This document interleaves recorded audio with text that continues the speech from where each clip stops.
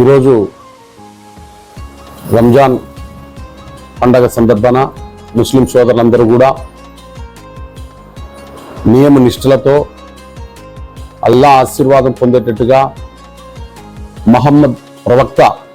ఏదైతే చెప్పాడో నియమ నిష్ఠలతో ముస్లిం సోదరులందరూ కూడా అంకిత భావంతో కుల మత భేదాలకు తేడా లేకుండా అందరూ గ్రామంలో కలిసికట్టుగా ముస్లిం సోదరులైతేనేమి అన్ని కులాల వారైతేనేమి ఒక అన్నదమ్ముల్లాగా ఐక్యతతో ఉండి ఈ యొక్క రంజాన్ మాసాన్ని పూర్తి చేసుకొని చాలా అద్భుతంగా నియమ నిష్ఠలతో 30 రోజుల దీక్ష పాటిస్తూ ఉపవాసాలుండి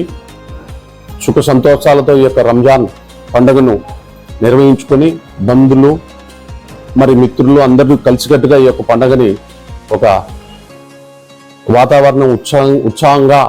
ఈ యొక్క కార్యక్రమాన్ని చాలా దిగ్విజయంగా చేసినందుకు ముస్లిం సోదరులందరూ కూడా తద్వారా నా యొక్క శుభాభివందనాలు.